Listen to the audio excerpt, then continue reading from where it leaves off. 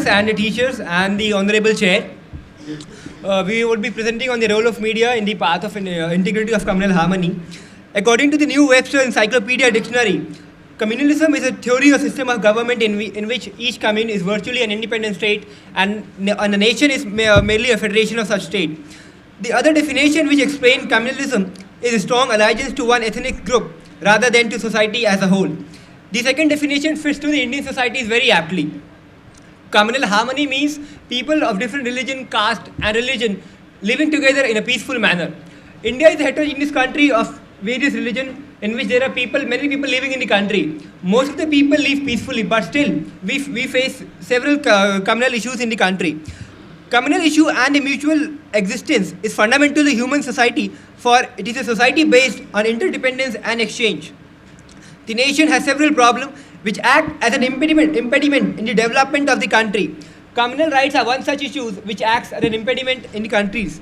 During communal rights, it is the responsibility of the media and the various other agencies to restore the normalcy in the country. We would be focusing on the role of the media in the communal harmony. The bee is more honored than other animals, not because she labors, but because she labors for the others. This situation fits more aptly to the Indian media because the Indian media not works for its own motive, but for the other people. The media has the power to either create hell or heaven, not because everyone can be present physically at the place of the incident. So people rely on the media so that whatever news is transferred to them, they would believe them and it is in the public interest. But the media has diverted from its main motive. Media should be honest and show the true version of the stories, but sometimes honesty backfires and it creates an outrageous situation.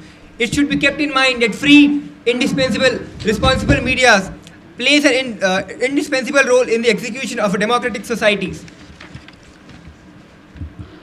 Media does not only include newspapers and the magazine and the journals, but social medias, magazine, journals are also part of the Indian media.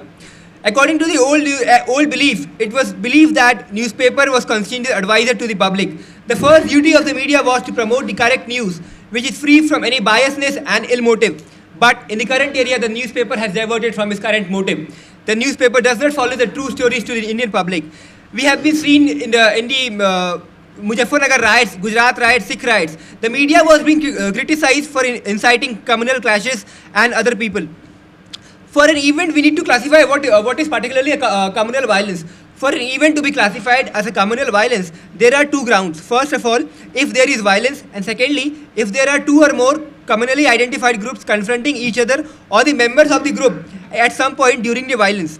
Abhorrence, distrust and terror are the fuel which act as a catalyst for the communal violence, and newspaper is acting as a medium for transmitting these fuels. We need to understand that earlier it was believed that if you read the newspaper, you are informed. But now this quotation has been changed. The modern quotation would be, if you don't read the newspaper, you are uninformed. But if you read the newspaper, you are misinformed. This is the condition of the today's Indian media. The Indian media is not transferring the correct news to the Indian public. The print media is always being criticized of publishing illusionary and misleading people. In this kind of situation, media needs to understand its responsibilities, that they need to publish true and sensational headlines to the people. The current situation of the country demands a pulsating and dynamic media. Journalists should understand that their writings are not a sheer reflection of their personal feeling, but it also leads to mold the feelings of the public. The journalists should understand that they should present the fact with due vigilance and control in a manner which is conducive to the creation of an atmosphere congenial to communal harmony, amity and peace. Media should avoid provocative and sensational headlines. While reporting acts of communal clashes, media should report in such a manner that people do not lose confidence in the law and order of the state.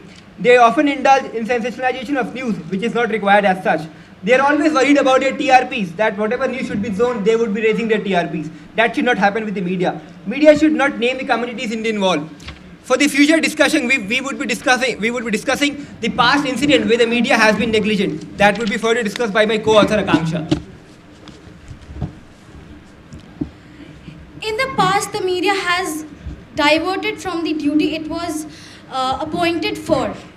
There has been several incidents in India where we have witnessed that media has distracted from its core duty. The first incident that can be cited is Gujarat riots in 2002. Who can forget the coverage of Gujarat riots by the media? The famous Indian journalist Rajdeep Sardesai and Barkha Dutt of Star News justified their stand of naming the communities. When the Gujarat riots were telecasted on the Indian television for the first time on 27th February, top three media houses of that time, that is Star News, Aaj Tak and Zee News, were alleged to violate the guidelines of the Press Trust of India. According to the guidelines, it was expected from the journalists that they would not disclose the identity of the perpetrators and the victims of the incident. But they went on flashing the names and the identities of the victims and the perpetrators.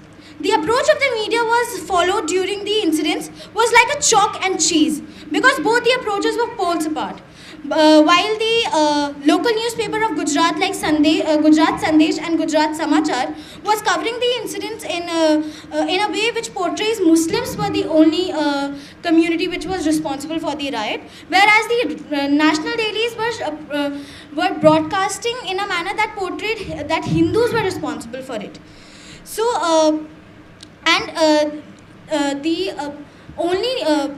the PUCL of an NGO of Gujarat, PUCL stated that the usage of the headlines was to provoke, communalize and terrorize people. Another report on the front page was the Avenge Blood with Blood, which was to quote from a statement made by one of the Vishwa Hindu Parishad leaders. But the newspaper used the words as a headline without mentioning the leader. The next thing which came surprising was that the CM of Gujarat, Mr. Narendra Modi's letter to Sandesh, where he openly praised it for their covering of the communal incidents. In a letter, he wrote that the newspaper of the state played a decisive role as a link between the people and the government. You have served humanity in a big way. It is the state's government's primary duty to restore peace and security, and it is noteworthy that the newspaper of Gujarat gave their full support to the state government. Clearly, there was a demarcation between the coverage of the national media and regional media, and despite doing the great job in Gujarat riots, the national media was criticized. Such conflicts are difficult to handle and requires negotiation between the parties involved. And this amorphous age of media, the government is finding it extremely difficult to find such situations and handle these situations. The next riot was the Sikh riot. In the Sikh riots, after the assassination of Prime Minister Mrs. Indira Gandhi, it created a devastating situation for Sikh people in Punjab, and they were brutally killed and assassinated. And the Prime Minister of that time said that when a big tree falls, the ground beneath is sure to rumble. This statement showed that he was not only supporting what was happening, but this statement also acted as a catalyst in the riots. And this was the time when media should have showcased its true power and played a role in cooling down the riots. But media did something just opposite. When the whole lot of Sikhs was being killed, the media was broadcasting the funeral of Indira Gandhi as if nothing else was there to show. The same happened in the demolition of Barbari Masjid,